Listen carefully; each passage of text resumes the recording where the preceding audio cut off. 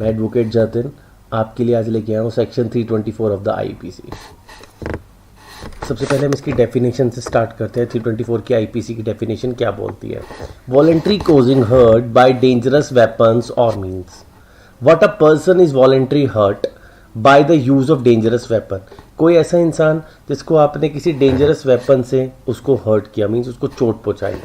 The act comes under the preview of voluntary causing hurt by dangerous weapon or means। इसके main ingredients क्या होते हैं, किस किस बेसिस पे ये लगता है? Any instrument for shooting, stabbing और कटिंग। आपने किसी को शूट किया, काट दिया या उसको धारदार हथियार से कुछ चोट पहुंचाई।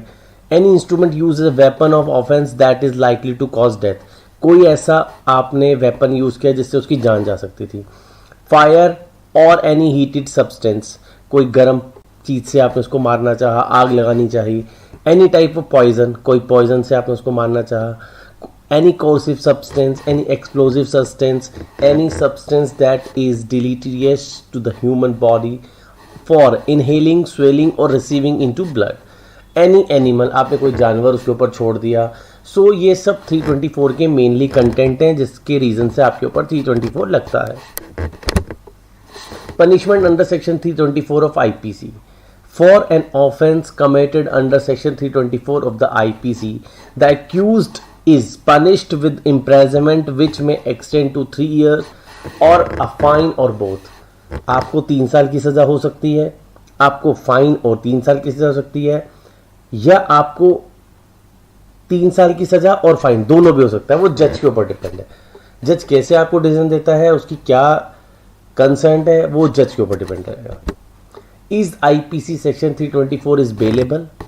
According to section 42 of sub section F of main section of 33 of code of criminal procedure code amendment act 2005, section 324 of penal code 1860 is non bailable offence.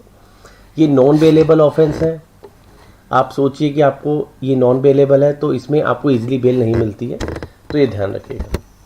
Can 324 IPC be quashed? Quashed means ये होता है कि आप इसको कभी भी खत्म करा सकते हैं। This is a क्वेश्ड।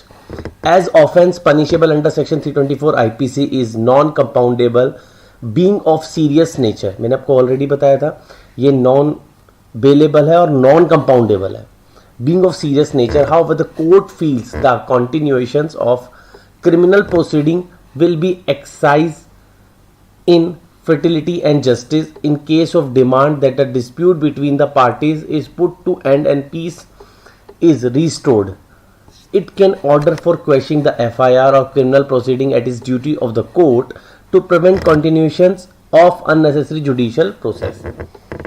इसमें मैं आपको बहुत इंपॉर्टेंट एक पार्ट बताने जा रहा हूँ। लेट्स से आपकी किसी से लड़ाई हुई और आप पे 324 सेक्शन लग गया। 324 क्या, 323 भी लगेगा जो लड़ाई झगड़े का होता है, वो भी आपके ऊपर लग सकता है। अब इस केस के अंदर आपकी जिससे लड़ाई हुई है और आपकी उससे अगर सेटलमेंट हो जाती है और वो बोलता है कि हाँ ठीक है मैं इस केस को ख़त्म करने को तैयार हूँ और हमारी सेटलमेंट हो चुकी है, अब हमारे बीच में कोई प्रोसीडिंग्स नहीं बची है, हम चाहते हैं दोनों पीसफुली रहें, हम आस पड़ोस में रहते हैं, हम लड़ाई झगड़ा नहीं चाहते, तो इस केस में आप लोग क्या करते हैं, आपस में एक सेटलमेंट एग्रीमेंट बनाते हैं। अब वो settlement agreement by monetary terms भी हो सकता है, आप पैसे में भी एक दूसरे सेटलमेंट हो सकता है कि ठीक है आपको चोट लगी है उसका हर्जाना सारा मैं भुगतता हूं और आपके सारे जितना भी एक्सपेंस हुआ आई एम रेडी टू पे और आप में से सेटलमेंट कर लीजिए, या जो भी आपकी टर्म्स एंड कंडीशन है, सॉरी बोलता हूं, मैं आपसे माफी मांगता हूं, आपके पेरेंट्स से माफी मांगता हूं, या जो भी आपकी टर्म्स है आप उसके बेस पे अपना सेटलमेंट एग्रीमेंट बनाते हैं। ओके, देन आप एक एप्लीकेशन फाइल करते हैं। You have to file application in the Delhi high court या whatever any high court,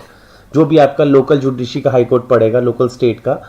अब हम लत से अगर दिल्ली की बात करें तो आप दिल्ली हाई कोर्ट में अपनी एप्लीकेशन फाइल करेंगी 482 सीआरपीसी के अंडर।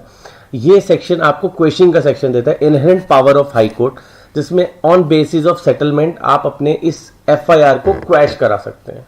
ओके, तो इसके लिए आपको हाई कोर्ट को अप्रोच करना पड़ेगा। हाई कोर्ट आपकी सेटलमेंट के लिए दोनों पर्सन को पूछा जाएगा कि आपके ऊपर कोई प्रेशर नहीं है, कोई मेंटली हरासमेंट नहीं है, कोई फिजिकली हरास तो नहीं किया जा रहा, कोई प्रेशर तो नहीं किया जा रहा सेटलमेंट करने के लिए। दोनों पार्टी जमा खड़े होकर बोलते हैं ठीक है हमारी सेटलमेंट हो चुकी है, हमारा मॉनेटरी टर्म्स भी क्लियर हो चुका है, ये जो हमारे टर्म्स है सारे क्लियर हो गए, and high court issue order कि आपकी एफआईआर को क्वैश कर दिया जाए। Okay, so 482 CRPC. Okay, this is a very important section for questioning FIR. सो इसको ध्यान रखिएगा।